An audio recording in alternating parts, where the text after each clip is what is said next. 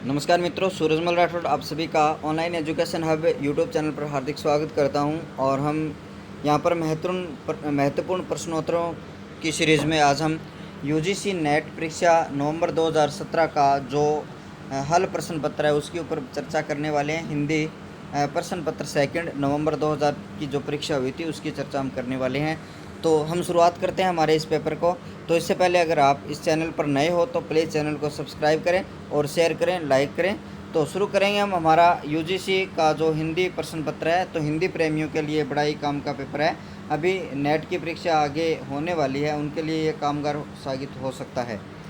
पहला प्रश्न, निम्नलिखित में से किस भाषा का विकास शौरसेनी अपभ्रंश से हुआ है। आपके सामने 4 भाषाएं दी गई है, गुजराती है, पंजाबी है, मराठी है और सिंधी है।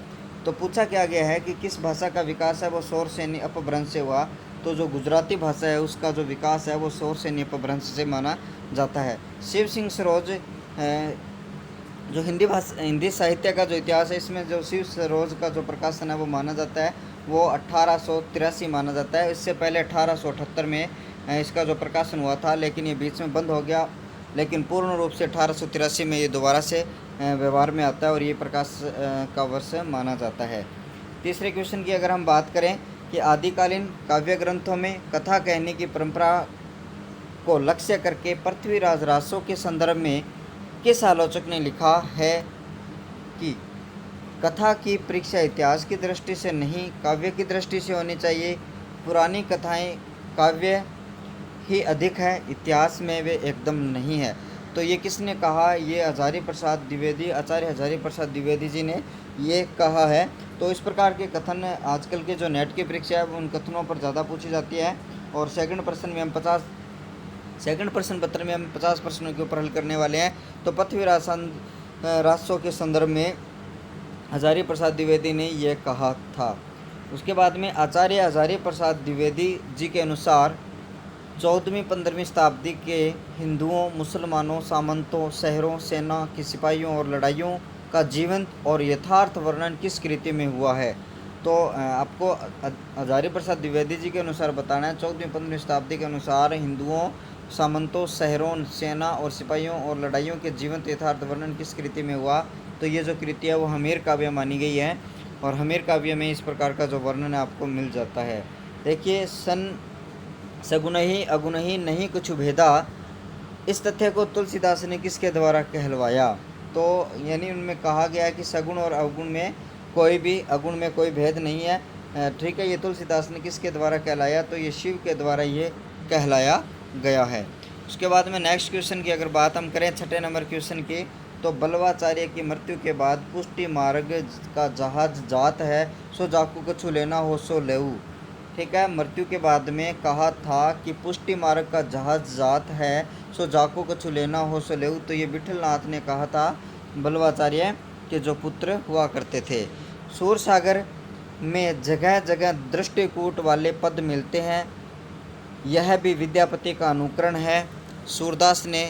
सूरदास से संबंधित उक्ति का विचार किस आलोचक का है। तो आपको ये बताना है कि सूरसागर में जगह जगह दृष्टिकूट वाले पद मिलते हैं, यह विद्यापति का अनुकरण है। ये किस आलोचक ने कहा था? तो यह आपको 4 ऑप्शन मिलते हैं यहाँ पर, हजारी प्रसाद द्विवेदी, ब्रिजेश्वर वर्मा, हरवंश लाल वर्मा और रामचंद्र शुक्ल। तो आपको पता है आचार्य रामचंद्र शुक्ल ने इस प्रकार का ये कथन है वो कहा था। नेक्स्ट क्वेश्चन, हया रथ पालकी गयंद ग्रह ग्राम चारू, गयंद ग्रह ग्राम चारू, ये जो पंक्तियाँ हैं वो आखर लाग्या लेत लाखन के सामा हो, किस कवि की है? तो आचार्य देव की ये पंक्तियाँ आपको मिलती है यहाँ पर। तो इन पंक्तियों को विशेष तौर से आपको याद रखना है। सावन आवन हरि सखी, मन भावन आवन चोप बिसेखी, छाये कछु घन आनंद जान समहारी, की ठोर ले भूलनी लेखी। तो यहाँ पर ये जो पंक्तियाँ हैं वो आपको किस प्रकार का वर्णन बताती है। अगली पंक्तियाँ, बूंदे लगे सब अंग दगे, उल्टी गति आपने पापनी पेखी, पौन सो जागती आंगी सुनी ही पे, पानी ते लागती आँखी ने देखी। ये जो आपको ये पंक्तियाँ दिखाई दे रही है इसमें क्या पूछा गया? ये जो सवैया छंद आपको मिलता है विरहणी नायिका की किस मनस्थिति का वर्णन करता है? तो ये जो मार्मिक स्थिति का जो वर्णन आपको ये सवैया आपको करता हुआ दिखाई दे रहा है। नेक्स्ट है, प्रिय की सुधी सी ये सरिताएँ, ये कानन कातर सुसज्जित, मैं तो नहीं किंतु है मेरा हृदय किसी प्रीतम से परिचित, जिसके प्रेम पत्र आते हैं प्राय सुख संवाद सन्निहित। उपयुक्त जो पंक्तियां हैं वो किस कवि की है, तो आपको पता है ये रामनरेश जो त्रिपाठी जी की ये पंक्तियां आपको मिल जाती है, याद रखना इस तरीके की पंक्तियों को। नेक्स्ट है नाटक जारी है, काव्य संग्रह के रचयिता कौन है? 4 ऑप्शन है, लीलाधर, श्रीकांत वर्मा, चंद्रकांत देवताले, धूमिल और लीलाधर जुगुड़ी। तो नाटक जारी है काव्य जो संग्रह के रचयिता है वो लीलाधर जुगुड़ी आपको मिलते हैं। निम्नलिखित में से आग और राग का कवि किसे कहा जाता है? आग और राग का जो कवि है वो सूर्यकांत त्रिपाठी जो दिनकर जी है, ठीक है, उनको कहा गया है। आग और जो राग का जो कवि है वो दिनकर जी को यहाँ पर कहा गया है।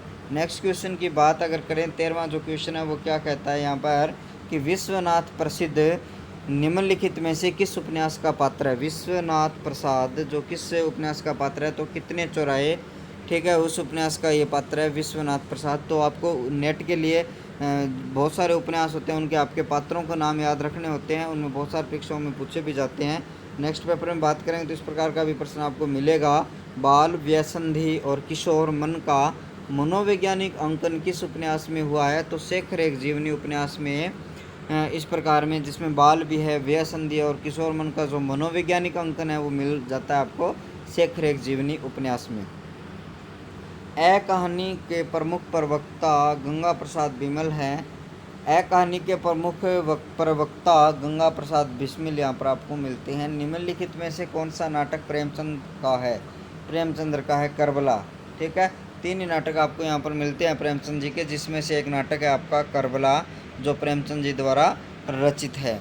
नेक्स्ट प्रश्न की अगर बात करें, हजारी प्रसाद द्विवेदी द्वारा रचित निबंध संग्रह है, तो आपका प्रबंध प्रभाकर आचार्य हजारी प्रसाद द्वारा रचित निबंध संग्रह नहीं है, आपको ये पूछा गया, सॉरी प्रश्न ये था नहीं है, तो प्रबंध प्रभाकर नहीं है। बाकी जो नाथ संप्रदाय है, साहित्य का मर्म है, लालित्य मीमांसा है, ये हजारी प्रसाद द्विवेदी द्वारा रचित निबंध संग्रह है। प्रगतिवाद शीर्षक पुस्तक के लेखक है प्रगतिवाद शिवधान सिंह चौहान, प्रगतिवाद शीर्षक पुस्तक के लेखक आपको मिलते हैं यहाँ पर। अगला क्वेश्चन है तृतीयमिदं व्याप्रियते शक्ति विरूपति अभ्यास कथन किस आचार्य का है? कि तृतीयम इदम व्याप्रियते शक्ति व्युत्पत्ति अभ्यास है, कथन किस आचार्य का है? तो आचार्य रुद्रट का ये जो कथन है वो मिलता है संस्कृत आचार्य रुद्रट द्वारा ये कहा गया। नेक्स्ट क्वेश्चन है निम्नलिखित में से कौन सा वक्रोक्ति का भेद नहीं है? वक्रोक्ति आपसे पूछा गया, वक्रोक्ति अलंकार का भेद नहीं है यहाँ पर। उक्ति विन्यास वक्रता वक्रोक्ति का भेद यहाँ पर नहीं है। वर्ण विन्यास वक्रता है, पद पूर्वाध वक्रता है, प्रकरण वक्रता यहाँ पर उसका मिल जाता है आपका भेद। देखिए ये क्वेश्चन बड़े इंपॉर्टेंट है। 21 से लेकर जब हम कुछ क्वेश्चन पढ़ने वाले हैं, जन्म काल की दृष्टि से निम्नलिखित कवियों का अनुक्रम है, यानी पहले कौन सा कवि जन्मा फिर कौन सा कवि। तो सबसे पहले अगर हम बात करें तो जो नानक, कबीर, सुंदरदास, दादू, ये जो 4 कवि आपको दिखाई दे रहे हैं उनमें से सबसे पहले अगर जन्म लेते हैं तो वो कबीर हैं, उसके बाद में नानक देव जी, फिर दादू दयाल जी और फिर सुंदरदास जी। इस तरीके से आपका बी ऑप्शन कबीर, नानक, दादू, सुंदरदास ऑप्शन आपका राइट होगा। रचना काल की दृष्टि से निम्नलिखित रचनाओं का सही समय आपको बताना है। तो आपको रचनाएं दी गई है शिवराज भूषण, ललित ललाम, पद्माभरण, नवरस तरंग आदि जो रचनाएं दी गई है उन रचनाओं का आपका सही बताना है। पहली रचना कौन? तो पहली रचना आपको मिलती है ललित ललाम, और दूसरी रचना मिलती है शिवराज भूषण, तीसरी रचना मिलती है आपको पद्माभरण, और चौथी रचना मिलती है नवरस तरंग। तो इस तरीके से पहली ललित ललाम, शिवराज भूषण, पद्माभरण, नवरस तरंग। तो ये है। नेक्स्ट क्वेश्चन ये है कि जन्म काल के अनुसार निम्नलिखित कवियों का सही अनुक्रम होगा। तो पहला कौन सा कवि जन्मा, उसके बाद में कौन सा। तो आपको कवि कितने दिए गए हैं? मैथिली शरण गुप्त दिया गया है, श्रीधर पाठक दिया गया है, रामनरेश त्रिपाठी जी दिए गए हैं, और सूर्यकांत त्रिपाठी निराला जी है। तो बात अगर करें श्रीधर पाठक का जन्म है वो सबसे पहले हुआ, मैथिली शरण का गुप्त का जन्म उनके बाद नाम नरेश त्रिपाठी का जन्म उनके बाद, और सबसे अंत में जो होता है वो सूर्यकांत त्रिपाठी निराला होते हैं। तो श्रीधर पाठक, मैथिली शरण गुप्त, नाम राम नरेश त्रिपाठी, सूर्यकांत निराला। ठीक है। नेक्स्ट क्वेश्चन अगर आपसे पूछा है कि निम्नलिखित जन्म के अनुसार कवियों का सही क्रम है। कवियों का सही क्रम, सबसे पहले वचन आएगा। वचन अज्ञा रघुवीर साय मुक्तिबोध ये दिया गया, तो सबसे पहले वचन अज्ञा मुक्तिबोध रघुवीर साय, ये इनका कवियों का जो सही क्रम है वो माना जाएगा। प्रकाशन वर्ष के अनुसार निम्नलिखित आत्मकथाओं का सही क्रम, तो आपको ये पता चल गया कि नीचे जो रचनाएं दी गई हैं वो सारी आत्मकथाएं हैं, और इन आत्मकथाओं का जो आपको सही क्रम बताना है वो है अपनी खबर सबसे पहले प्रकाशित हुई, इनमें से नीड़ का जो निर्माण है, फिर उसके बाद में फिर जूठन, और फिर शिकंजे का जो दर्द है वो उसके बाद में प्रकाशित होती है। तो अपनी खबर, नीड़ का निर्माण, फिर जूठन और शिकंजे। तीसरे की बात अगर हम करें नेक्स्ट क्वेश्चन की, 26वां क्वेश्चन क्या है कि प्रकाशन वर्ष के अनुसार निम्नलिखित कहानियों का संग्रह सही अनुक्रम है। वही अनुक्रम आपसे पूछा गया। कहानी संग्रह सबसे पहले कौन सा लिखा गया, तो शरणार्थी, परिंदे, कामरेड का कोट और डायन, ये जो कहानी दी गई है उसमें सबसे पहले जो परिंदे कहानी है उसको लिखा गया, शरणार्थी को उसके बाद में, डायन को उसके बाद में, कामरेड का जो कोट है उसके बाद में लिखा गया। तो इस तरीके से परिंदे, शरणार्थी, डायन, कामरेड का जो कोट है ये कहानियाँ एक दूसरे के बाद में लिखी गई। कुबेरनाथ राय के निबंध संग्रहों का प्रकाशन वर्ष के अनुसार सही अनुक्रम बताइए। तो उनके जो दिए गए हैं उनमें जो कामधेनु, मराल, आगम की नाव और गदमादन दिए गए हैं, तो उनमें सबसे पहले गदमादन है, कामधेनु है, मराल है, आगम की नाव है। तो ये बी ऑप्शन राइट होगा।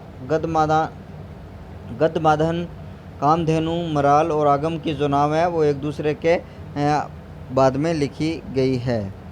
प्रकाशन वर्ष की दृष्टि से प्रसाद के नाटकों का सही अनुक्रम बताइए। प्रसाद के जो नाटक दिए गए हैं, सजन, विशाख, जन्मेजय का नागयज्ञ, ध्रुव स्वामिनी, तो ये नाटक है, उनमें से सही क्रम है सबसे पहले आएगा सजन नाटक, फिर विशाख, जन्मेजय का नागयज्ञ और फिर ध्रुव स्वामिनी, ये नाटकों का सही क्रम है वो रह जाता है।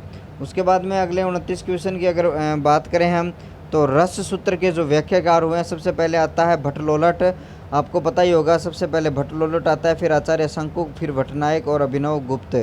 ठीक है, ये आपने पढ़ा हुआ इनमितिवाद और जो न्याय दर्शन है, और भट्टनायक ने अभिनव जो आपका दिया था, और लास्ट में जो अभिनव गुप्त है उन्होंने दिया था अभिव्यंजनावाद। ठीक है, तो इस तरीके से नेक्स्ट क्वेश्चन पर हम लौटते हैं। तो 30वां क्वेश्चन है निम्नलिखित ग्रंथों का कालक्रम के अनुसार सही अनुक्रम आपको बताना है। आपको आलोचना के मान, रस मीमांसा, नई कविता अस्तित्व में ये पूछा गया, तो इसमें सबसे पहले आएगा रस मीमांसा और आलोचना के मान, नई कविता और अस्तित्ववाद, ये इनका सही क्रम रह जाएगा। दूसरा ऑप्शन बिल्कुल राइट होगा। उसके बाद में हम बात करें नेक्स्ट क्वेश्चन की, तो नेक्स्ट क्वेश्चन है निम्नलिखित सूची को हमें सुमेलित करना है। तो आपको लेखक और उनकी रचनाएं दी गई है। सबसे पहले इस प्रकार के क्वेश्चन में आपको क्या करना होता है कि कोई सी भी रचना आपको आती है तो उसको सबसे पहले मिलान कर लीजिए, फिर उसके बाद में जो आपका ऑप्शन है वो ऑप्शन के हिसाब से आपको मिल जाती है। तो विजय सेन सूर्य है, उनका जो ग्रंथ है वो रेवंतगिरी रास है।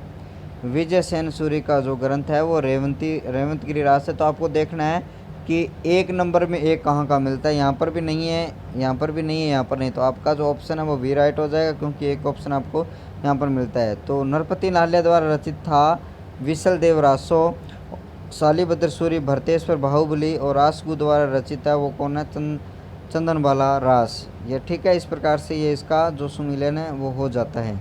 ठीक है, आगे जो नेक्स्ट क्वेश्चन है उसमें भी सुमेलित आपको करना है।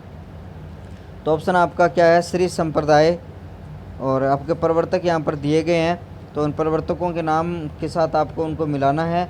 तो मैं आपके सामने उनका मिलान कर रहा हूँ, देखिए।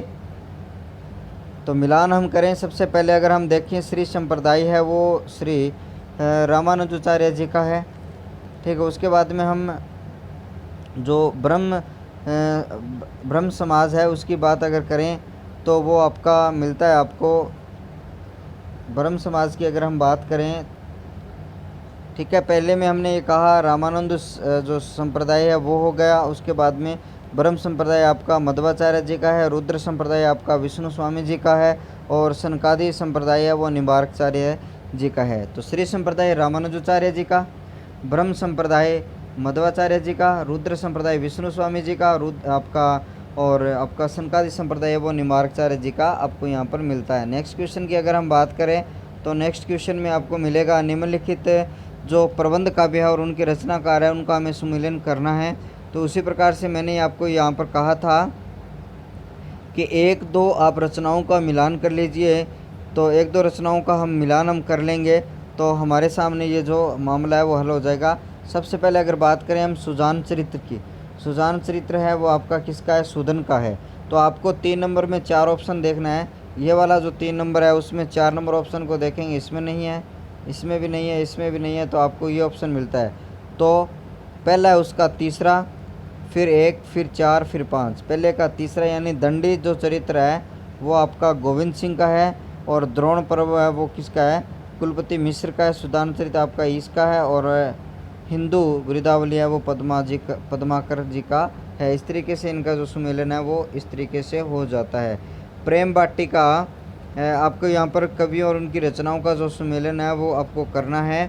तो उसी प्रकार से आप 1, 2, 3, 4 को मिलाइए। प्रेम वाटिका है वो रस खान जी का है, कवि रत्नाकर सेनापति का है, रस रतन पुहकर कवि का है, और जो तिलक सतर है वो कादिर का आपको यहाँ पर रस रतन है वो आपका किसका मिलता है, तिलक सतक है वो मुबारक कवि का मिलता है। तो ऑप्शन आपका बिल्कुल है, ये बी ऑप्शन बिल्कुल राइट होगा।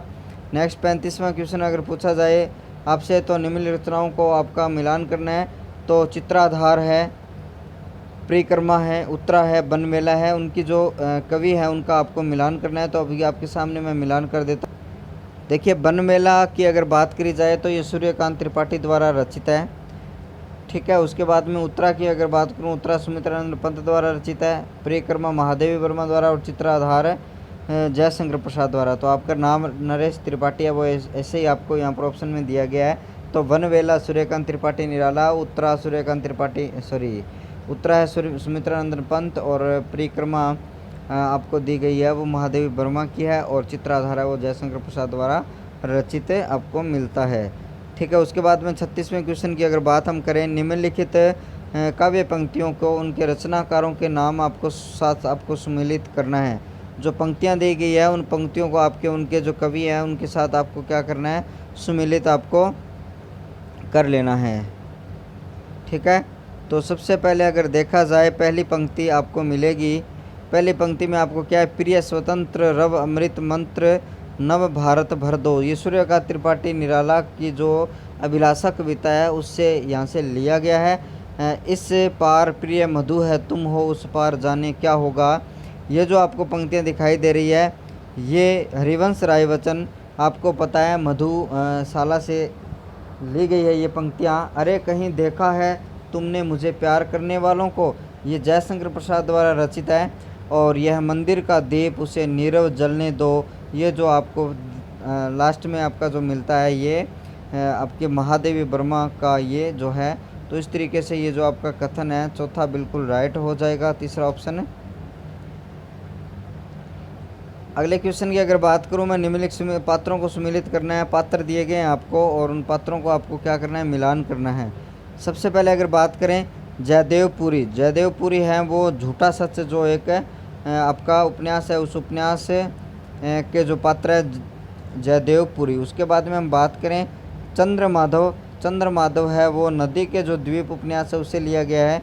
जो फूल बाबू है वो बलचनामा से लिया गया है। और निर्गुनिया सूरज का जो बलचनामा है वो नाचो बहुत गोपाल, निर्गुनिया है वो नाचो बहुत मेरे गोपाल का जो एक पात्र है वहाँ पर लिया गया। तो यहाँ पर मिलान हो गया, जयदेवपुरी झूठा सच, चंद्रमाधव नदी के द्वीप, फूल बाबू बलचनामा, और निर्गुनिया नाचो बहुत गोपाल। इस तरीके से यहाँ पर मिलान हो जाता है, ठीक है। कहानियों के साथ उनको सुमेलित करना है। उनके जो लेखक हैं उनको कहानियाँ दी गई है, उन कहानियों को आप सुमेलित करोगे। तो आनंदी आपने सुना होगा, प्रेमचंद के बड़े घर की जो बेटी कहानी है उससे लिया गया है। तो आपको देखना है एक ऑप्शन में जो 4 नंबर है वो कहाँ पर मिलता है आपको। एक ही ऑप्शन में ऐसा मिला है आपको, एक ऑप्शन में 4 नंबर। इस तरीके से आप अगर आपके एक ऑप्शन याद है तो आपका बिल्कुल राइट यहाँ पर हो जाता है। तो एक ऑप्शन में 4 मिला है। आनंदी है वो बड़े घर की बेटी है। और उसके बाद में जो दीनदयाल है, जो दीनदयाल है वो क्या है, जुलूस कहानी का एक पात्र है। और उसके बाद में अगर हम बात करें नेक्स्ट, डॉक्टर जयपाल वो मूठ कविता का एक पात्र है। और जो शंकर है वो आपका सवा शेर गेहूँ जो एक कविता है उसका पात्र यहाँ पर आपको मिल जाता है। रचना और नाट्य रूपों के साथ सम्मिलित आपको करना है। सबसे पहले आपको दिया गया चंद्रावली। जो चंद्रावली है वो एक नाटिका है। और विशस्य विषमोदकम ये जो आपको दिया गया है वो एक भाण है। भाण एक घूंट आपका क्या एकांकी है। और जो करुणाल्य है वो क्या है आपका एक गीति नाट्य है। तो ये पहला ऑप्शन इसका बिल्कुल सही हो जाता है। नेक्स्ट क्वेश्चन की अगर बात करें 40 नंबर जो क्वेश्चन है, आचार्यों के साथ उनके ग्रंथ को आपको मिलान करना है। जो अभिनव गुप्त है उनका जो है वो ध्वन्या लोकलोचन है। ध्वन्या लोकलोचन आपका पहले का 2 नंबर मिल जाता है आपको। राजशेखर है, राजशेखर का जो काव्य मीमांसा है वो है। और उसके बाद में जो महिम भट्ट है उसका व्यक्ति विवेक है। और राजा भोजराज का सरस्वती कंठाभरण, ये ऑप्शन आपको यहाँ पर मिल जाता है। तो यहाँ पर तीसरा ऑप्शन इसके लिए राइट होगा। और नेक्स्ट क्वेश्चन में हम चलते हैं। 41 में क्या पूछा गया है, 41 से 45 तक यहाँ पर स्थापना और जो तर्क दिया गया है, तर्क का मिलान आपको करना है। तो पहला जो स्थापना है कि कविता आत्म प्रकाशन है जो केवल कवि के हृदय को आनंद देते हैं, ये बिल्कुल गलत बात है। कविता वो आत्म प्रकाशन तो हो सकती है, आत्मा का प्रकाशन हो सकती है, लेकिन कवि के हृदय का आनंद नहीं प्रदान करती है, बल्कि समस्त जगत को प्रदान करती है। तो पहले का गलत, इसलिए कविता को कवि की आत्मा का आलोक माना गया जो समस्त लोग को प्रकाशित करती है। दूसरा यहाँ पर सही है। तो पहला गलत और दूसरा सही आपको देखना है। तो ऑप्शन आपका जो बिल्कुल राइट होगा वो बी ऑप्शन यहाँ से राइट हो जाता है। 42वां जो कथन है उसको हम मिलान करेंगे। कौन सा कथन और जो तर्क दिया गया है कि साहित्य समाज की सामूहिक हृदय का विकास है। बिल्कुल सही बात यहाँ पर लेखक ने कही है कि साहित्य समाज के सामूहिक हृदय का विकास है। इसलिए जो समाज में रहने वाले विभिन्न धर्म अवलंबियों को चित्तवृत्ति से अलग अलग विकास हो जाता है। बिल्कुल सही है। तो यहाँ पर दोनों ही कथन और तर्क बिल्कुल राइट है। तो ऐसा ऑप्शन आपको देखना है। तो बी ऑप्शन में ऐसा आपको मिल जाता है। तो 43 में अगर बात हम करें, मिथक सर्वकालिक और सार्वदेशिक होते हैं। मिथक सार्वकालिक नहीं, ये गलत बात है। ठीक है। उसके बाद में बात करें क्योंकि सभी देशों में जातीय अस्मिता और विश्वास जैसे पाए जाते हैं, एक जैसे हैं, तो ये भी बात गलत है। यानी जो कथन स्थापना और जो कोड है, जो तर्क दिए गए हैं, दोनों ही आपका गलत है। ऑप्शन आपका 1 नंबर सही होगा। ठीक है। नेक्स्ट क्वेश्चन में हम लौटे हैं स्थापना। ठीक है। स्थापना ए में क्या कहा गया कि रहस्य भावना के लिए द्वैत की स्थिति भी आवश्यक है और अद्वैत का आभास।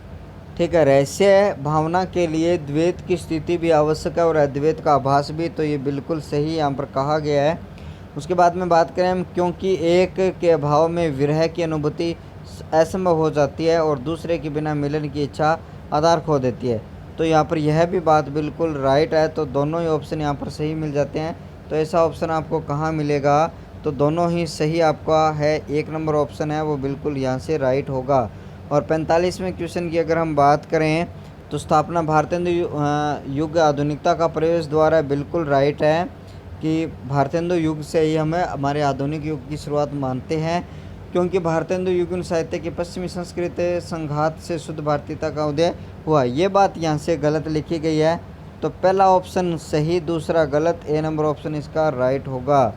ठीक है। अब आपको एक एक अवतरण दिया गया है। इस अवतरण को पढ़कर हमें प्रश्न देने हैं। तो अवतरण क्या है, फल की विशेष आसक्ति से कर्म के लाघव की वासना उत्पन्न होती है। चित्त में यही आता है कि कर्म बहुत कम या सरल करना पड़े और फल बहुत सा मिल जाए।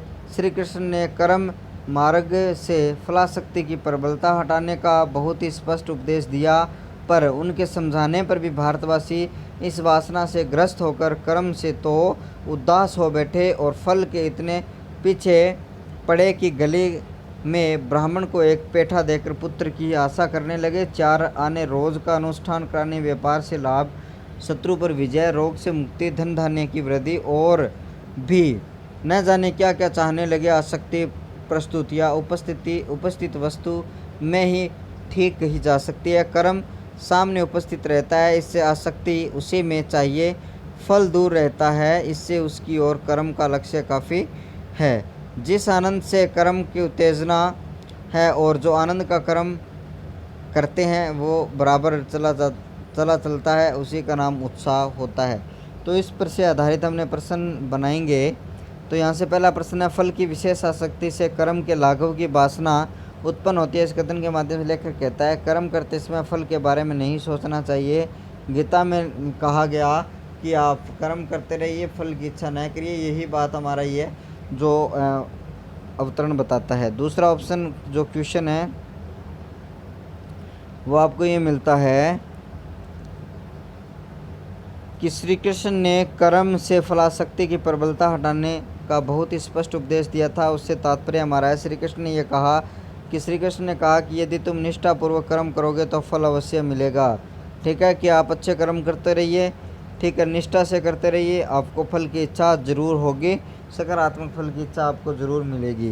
नेक्स्ट क्वेश्चन है, आसक्ति प्रस्तुतियाँ उपस्थिति वस्तु में ही ठीक कही जा सकती है क्योंकि आपका जो ऑप्शन है वो कर्म प्रस्तुत होता है, इसलिए उसके प्रति रुचि स्वाभाविक है। ठीक है, कर्म प्रस्तुत होता है, उसके लिए उसकी रुचि वो है स्वाभाविक है। 4 आने रोज का अनुष्ठान करा के व्यापार से लाभ की आशा गीता के विरुद्ध क्यों है, क्योंकि उसमें वासना मिली हुई है।